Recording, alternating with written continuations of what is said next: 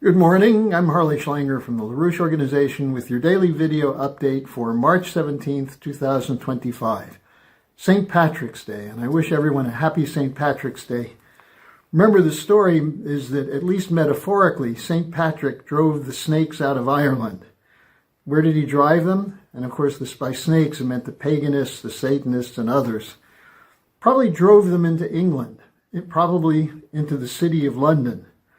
So for the good of humanity, we need to honor St. Patrick by driving the global snakes out of the city of London today.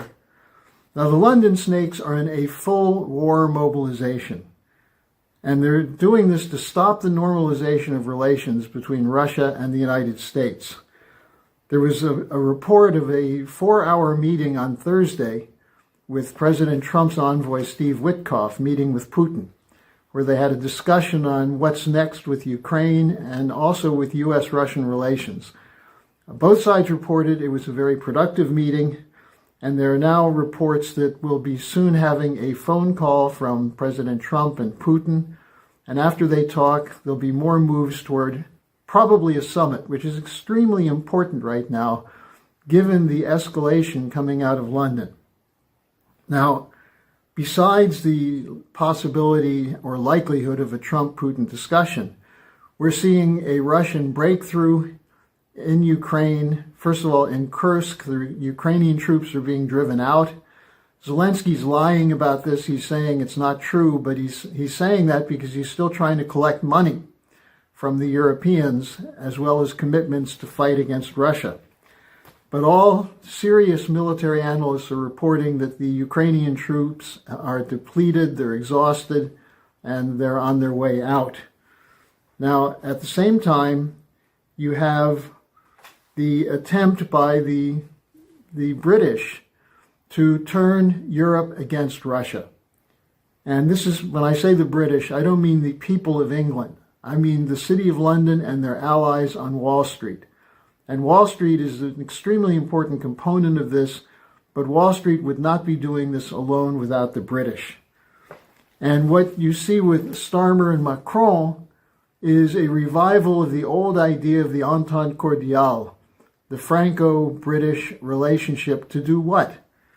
Well, to send Germany to war with Russia, as they did in World War I, as they attempted to do in World War II, except the Germans went west first.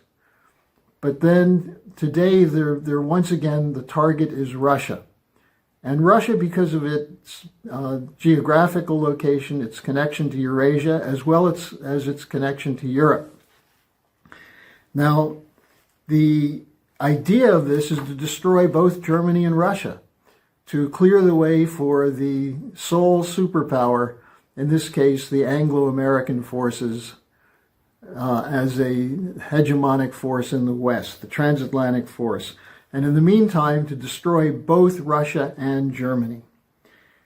Now, they also have an additional actor besides Starmer and Macron. It's Mark Carney, who is now the Prime Minister of Canada, who's a hardcore Anglophile, and an Anglophile with the worst possible credentials from the governor of the Bank of Canada and the Bank of England. Now, it was a former governor of the Bank of England, Sir Montague Norman, who was responsible for the mobilization which led to World War II. Norman was the governor of the Bank of England. And he took as a protege Hjalmar Schacht, a German banker who was born in the United States. But Schacht was deployed first as the head of the German Central Bank and then as Hitler's Minister of Finance. Norman was the governor of the Bank of England from 1920 to 1944. And what he pulled together was an alliance of the corporate trusts, what today we would call the globalist cartels. Then they were called the trusts, the oil trust, the steel trust, associated with names such as Rockefeller, Rothschild, Morgan, Harriman, and one of the younger partners was Prescott Bush, the father of George H.W. Bush and the grandfather of George W. Bush. And what they represented in this alliance of trusts was called corporatism or synarchy.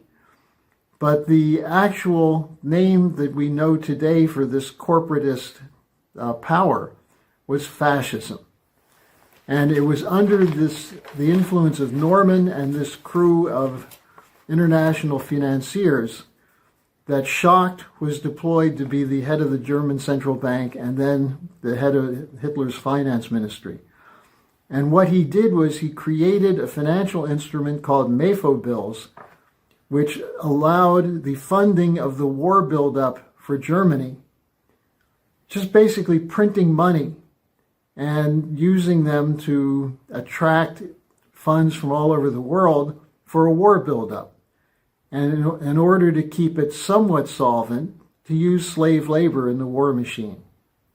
And slave labor eventually became the concentration camp labor. And what was this all for? It was to build up a march to the east, to have German tanks roll into Russia and overthrow the Russian government, the Soviet government.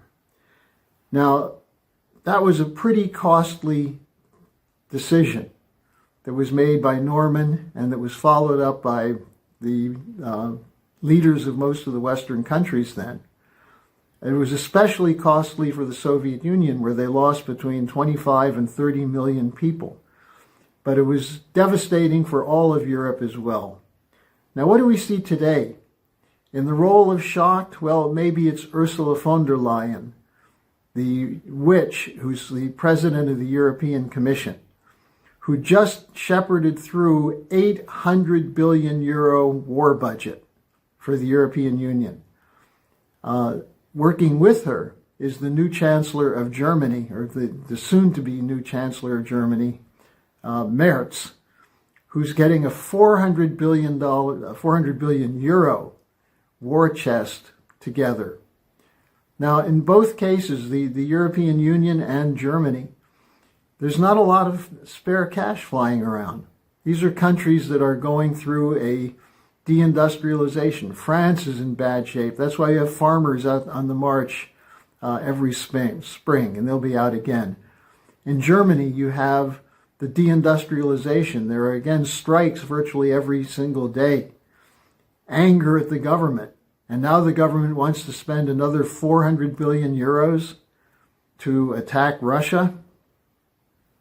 So what the reason we talk about this as the Schachtian policy is they're talking about the same thing, pumping money into fraudulent instruments, perhaps digital currencies that will be used to bring the money in that can be deployed for the war buildup.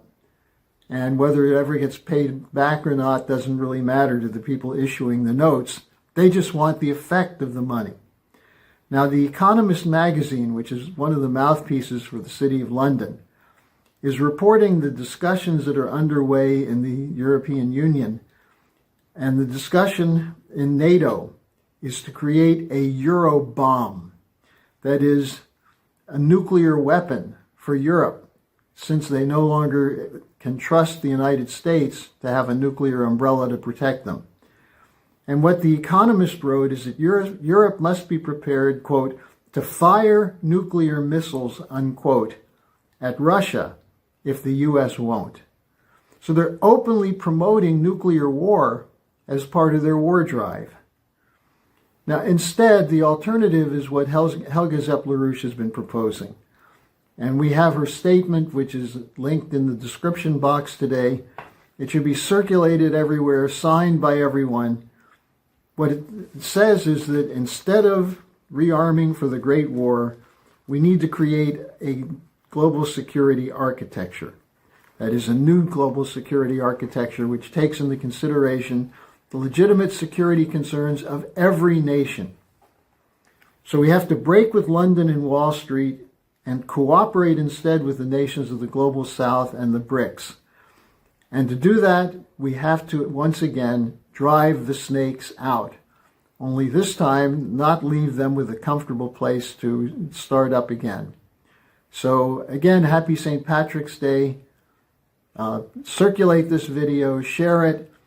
and take Helga's statement and get that around. Thanks, and see you tomorrow.